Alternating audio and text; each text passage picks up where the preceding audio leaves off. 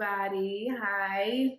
So today I just wanted to talk about my experience purchasing my first home, some of the tips that I would like to give to you guys, some of the stuff that I noticed, some stuff that I wish I would have known, etc., etc., etc. First thing I would like to just say is I'm grateful to God for the opportunity to be able to have my own home, my own four walls that I can call my own, that I'm comfortable in, that I can walk around and do what I want to do inside of it. This is mine, and I'm grateful for that. And it's an investment piece, it's an investment property. And whether you're buying your home to live in, to rent it out, to Airbnb it, whatever you want to call it, it's an opportunity, and it's something that you can have in your family for generations or for a period of time to sell it and make some money off of it. God is good for that. So, I appreciate the opportunity for that.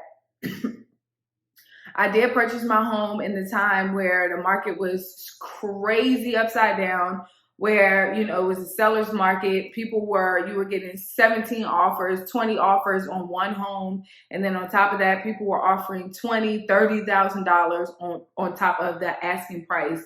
And they were already raising the asking price and the value of the home because of the market. So I had already put in 10 offers on a home. I was looking at new construction homes. I was looking at new construction townhomes because I needed something. And I could not find anything. It was so hard. I had started looking in October of last year. It is now July of 2021. I started looking back in 2020. I actually moved in officially in June of 2021. So I've been here a little over a month now. And I have to say, I'm really, really happy with it. I'm happy with, how it feels just to be a homeowner. When I drive up my driveway and I can pull inside of my driveway, I'm grateful. Sometimes when I pull in the front yard and just look at the yard and look at the home, I'm grateful. I feel gratitude because it's thank you, God, for the opportunity. Not to mention, keep in mind too, you guys, that owning a home is cheaper than paying for a rent as well. There are extra bills associated with owning a home that just stuff comes up that you will have to take care of that we will talk about. Oh my goodness. I put out so much money in the beginning of this process. You can pay $1,300 for a mortgage, and you can pay $1,300 for a 2-bedroom apartment that you're not gaining any interest or equity in, You're not gaining any equity in. You can't paint like you want to. You can't do nothing to the floor. You can't really do nothing. So that's also something that y'all want to keep in mind as y'all build y'all life and create y'all lives, and y'all blueprint for your life is what does your credit look like, and is it something that you can really do? You know what I'm saying? Because otherwise, why keep paying somebody else and making them richer? Because people invest in homes and they make money off of that. Why do that when you can just purchase your own home and build it up? And another tip is that it doesn't always have to be something big, huge, extravagant, especially for your first home. It's an investment property. It's something that you can call your own. So it doesn't have to be something big and luxurious to say that keeping up with whoever, whatever, whatever it is that you trying to do. Get something that you can call your home. Just like Ari Lennox says, so you can walk around that, naked and nobody can tell you nothing.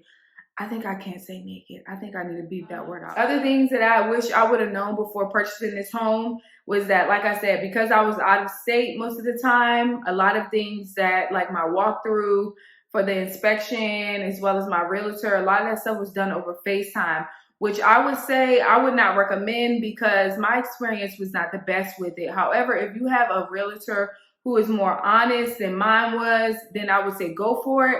They may hide stuff just to, like I said, to get you in the contract so that you can sign so that they can make their money. But yeah, it may not be something that you are willing to take on as far as projects in the home. So I would say before you jump into a contract, make sure that you're able to look at the home, make sure that you're able to walk the home, or that you have somebody that you trust to do that for you so they can say, no, I saw this, that, and third. They didn't mention that, but you might want to take a deeper look at, what or whatever. So that's something I would consider too. Another thing that I would, highly advise for people to consider is don't go cheap on a home inspection. Just because it's cheap, is you get what you're paying for. So I would advise people to make sure that their home inspector is somebody who has been in business for a long time, because again, certain things in a home, you need experience to know what you're looking at. And in this home that I bought, my water heater was installed illegally and I had to get my water turned off.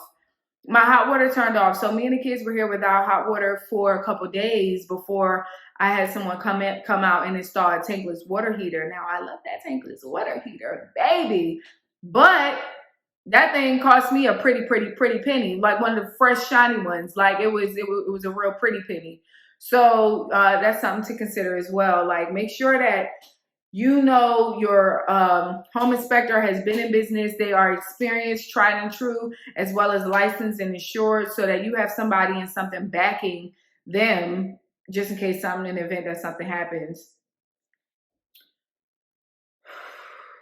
Y'all, I'm so pregnant. I'm so tired. 35 weeks is no joke. Again, if y'all pregnant, know somebody that's pregnant, send it to my channel, because we got the pregnancy vlogs here for you all, baby. Okay. Before purchasing a home, make sure you have your ducks in a row, your savings and your money like set aside. You need a good amount of money for moving in, for little stuff that you don't even think about it, that you don't think you may need, especially if you're doing your stuff all alone like I was. Like I moved in, I did everything myself. And first of all, it's not easy doing it pregnant. Second of all, it's definitely not easy doing it with 2 kids. But it would help if you had your money all together. You knew you had a good amount of money. So make sure that you have a good amount of money in the bank before you decide to duck in, because when you move in, like I said, there's going to be stuff that you need. There's going to be stuff that you want. Toilet paper, paper towels, soap, bleach, things to clean the house if you're getting a resale. Even if you're getting a new build, there's a lot of dust. Sometimes they might leave tape on the wall, things like that you might want to just touch up on, paint brushes, stuff that you don't even think that you would ever need, the tape for the paint, for the wall. Like, just make sure that your money is good and that you have a good amount of money so you can stock your refrigerator, stock your pantry, stock your stuff up, and that there is no lack. And again, with the God that we serve, we know that there is no lack. And my video on that is coming out soon. Just my experience with how God promised me that there would be no lack. And I really want to, talk to you guys about that and my whole experience, the spiritual journey that God took me through with this home, with this process, and how it's still been spiritual. I've been blessed by it. I'm so grateful for the opportunity. Like I said, I pull up sometimes and I just look at the house and I'm just grateful. It's a beautiful, beautiful home, and I feel safe here. My energy feels safe. My spirit feels safe. I feel safe to walk around and worship. I feel safe to walk around and sing praises. I feel safe just to be like, God is good. And my kids, you see, I love it. God just lives here and we all live in alignment, and it's great. I'm excited to show you guys my crystals and how I use those. I'm just excited to show y'all that if you truly live in alignment with God, honestly, that's the best way to go. I'm not saying that I'm perfect or that I have it all down pat, because I don't, and I'm not. I struggle like anybody else. But God truly is good, and truly my heart's desire is to live in alignment with His word, live in alignment with my spirit and His spirit connected, and just to make Him happy and to make Him pleased. That's what I want to do, as well as give it to my children, manifest all great things in my life, their life, and the people who are connected to us. Before I moved in this house, God told me that there will be no lack. Johnny's, make the leap. I will protect you. I will give you everything that you need. And truly, I can say that there has not been a space or time where I was like, I don't have it. I don't have it. God has always made room for me to have whatever I needed. And a lot of times what I wanted, because I just got bougie taste. I'm not even gonna lie.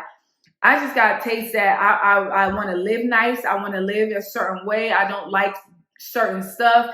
And I'm truly grateful to God that, oh my goodness, there has been no lack. No lack on the spiritual front, no lack on the peace front, no lack on the joy front. not even just the monetary stuff, which he has taken care of that as well.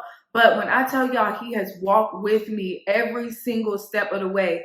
And all I did was just trust him. All I did was stay in alignment. All I did was pray every single morning when I got up. I didn't get on my cell phone. I don't get on my cell phone.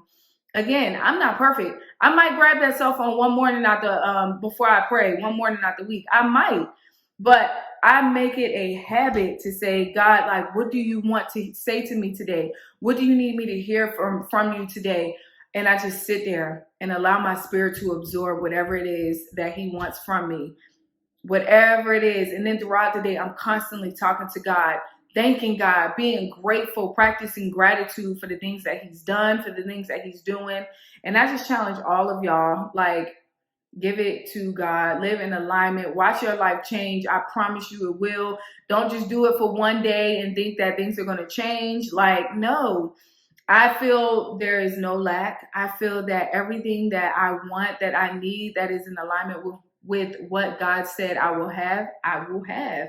And I'm so excited about staying in alignment with God because I will have the best of the best because I know it's coming from him. It's not me saying, oh, I know this is not working, so let me force it to work and let me, because that's not God. That's all me. That's me playing God.